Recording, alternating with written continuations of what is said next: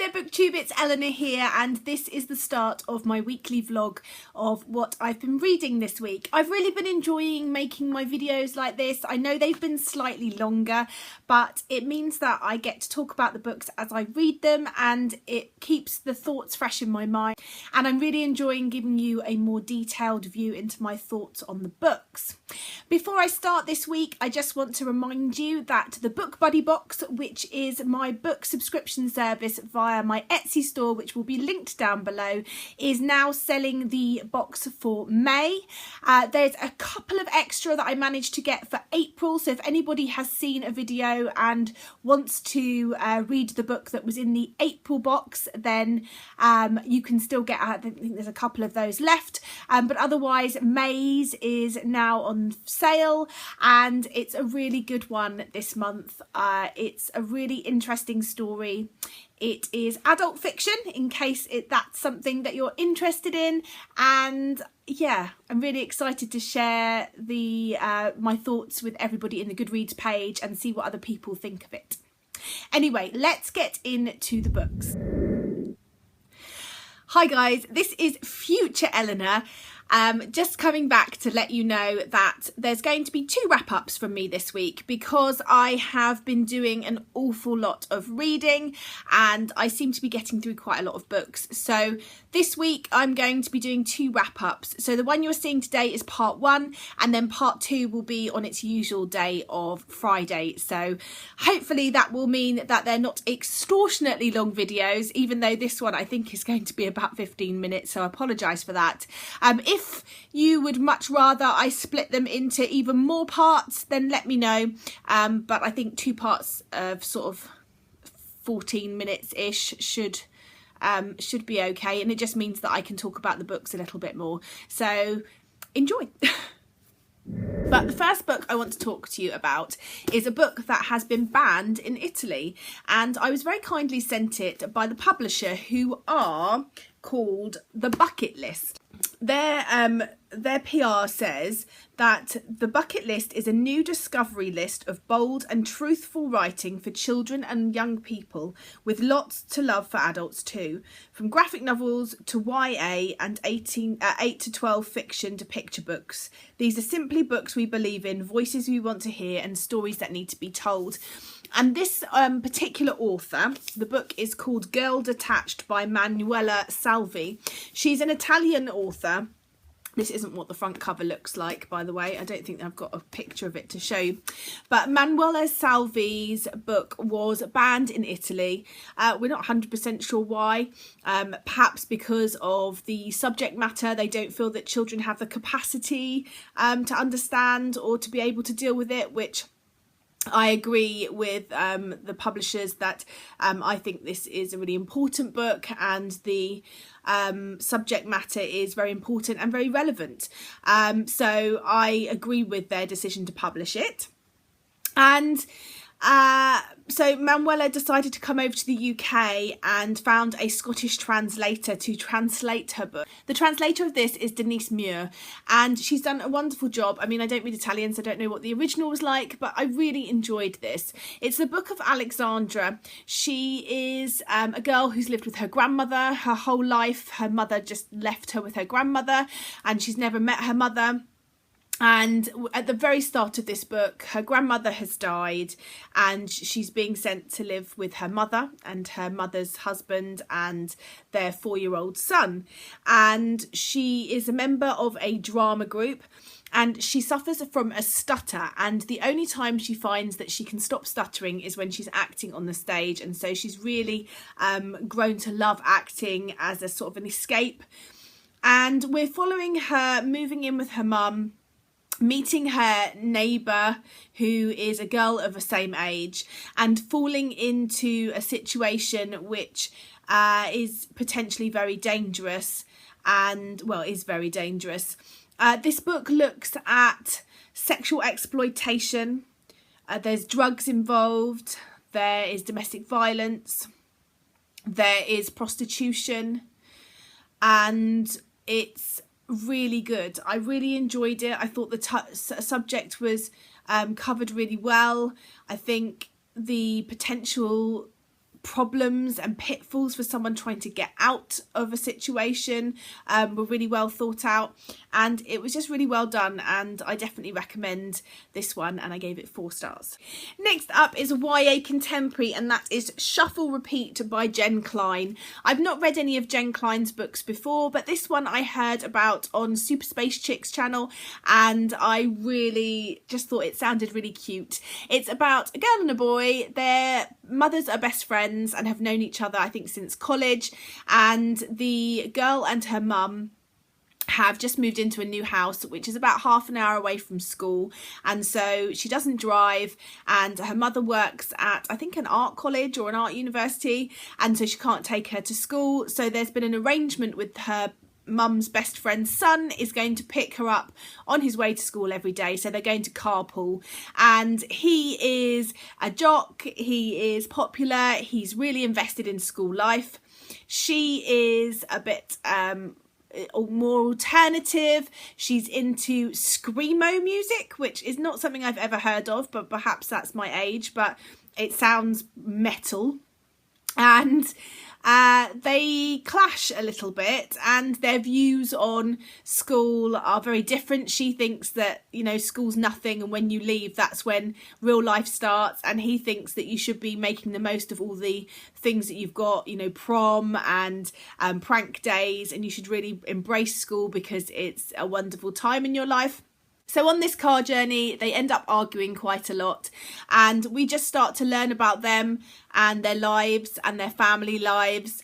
And it's just a really lovely romance. Yeah, it was just really sweet, and I gave it 4 stars. And then the final book I want to talk about today is one that I have been working on for quite a number of weeks, and that is a non-fiction book called The Soul of an Octopus by Sy Montgomery.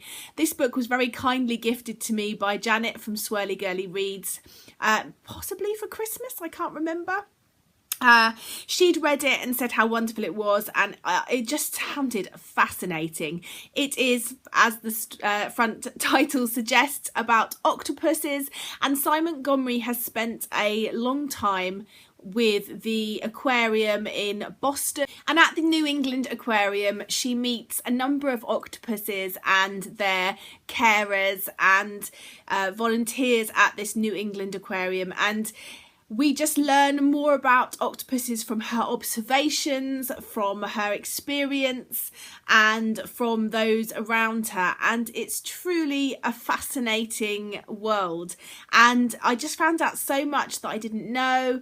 Like, did you know that octopuses taste through their suckers? They can actually taste as well as feel through their suckers, and they've got hundreds of them. And that one of an octopus's legs can tell you what sex they are. I think if they've got suckers all the way to the end of this particular leg, then they are female, and if they've got a gap, which is sort of like the penis, I think, then that is a male. And that they're just very, very clever, that they can squeeze out of these tiny spaces even if they're really huge, that they're really affectionate, and it was just really, really interesting, and I really savoured this one. I think as well, for me, I found this so fascinating because octopuses have always left me feeling a bit, because they're so like wobbly, and I think they're often depicted in films and TV as being a bit creepy, and often like the bad guy in sort of horror type films, just like the shark has been depicted. And yet these octopuses that she meets at the aquarium know who she is, they remember her, they're loving, they spend hours just sort of holding hands and sharing that calm time together. They're very gentle.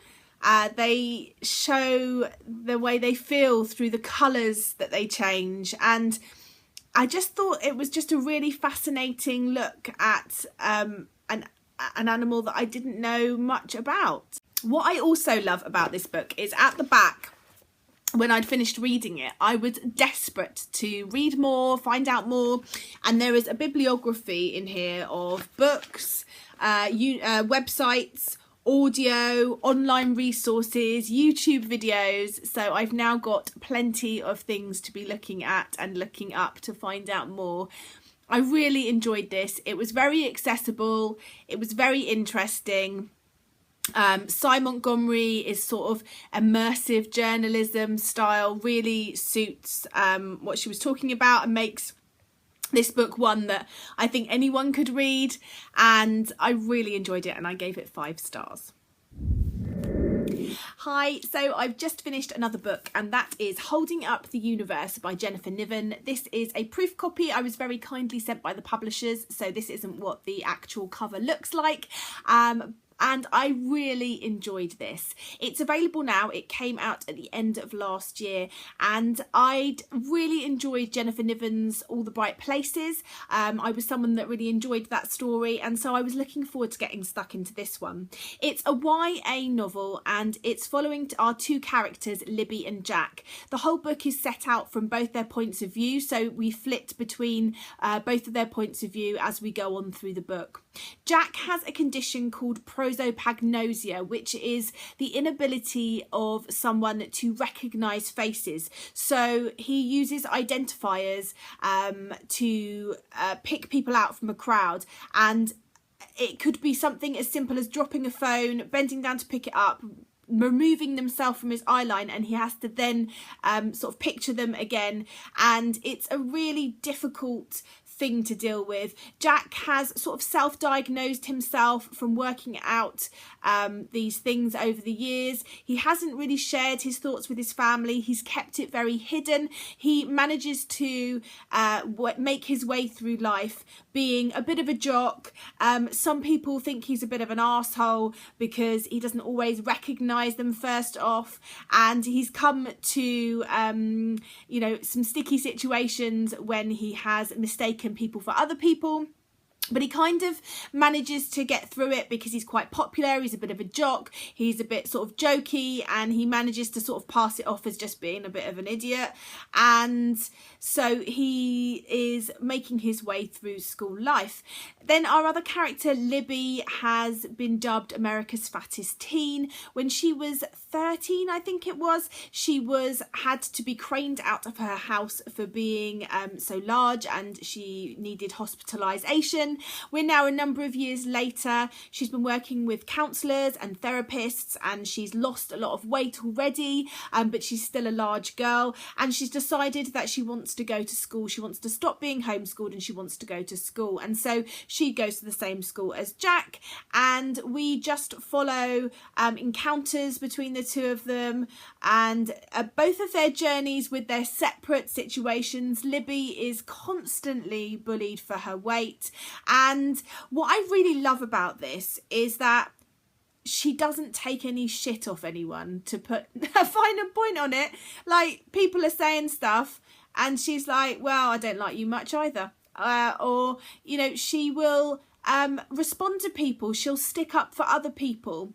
And although we know from hearing her story that these things hurt her, she has found ways to deal with it, and has found through therapy and counselling that she is a much stronger person. She knows who she is, and she's very well adjusted, really, considering. I mean, there is certain things within her life that she's working on, but I just think it was so great to see a character like this, and see how she dealt with certain situations, and it was just a really wonderful story. I really enjoyed it. I really enjoyed the characters. One thing I found difficult to sort of believe originally is how Jack could keep this, you know, this fact that he couldn't see people's faces, even his family, a secret. And I suppose we are meant to believe that, you know, people are so tied up with their own things going on and their own lives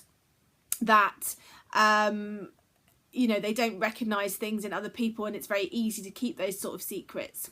There was a couple of things at the end that I wish had been wrapped up that weren't. I can't tell you what they're because it'd be a spoiler.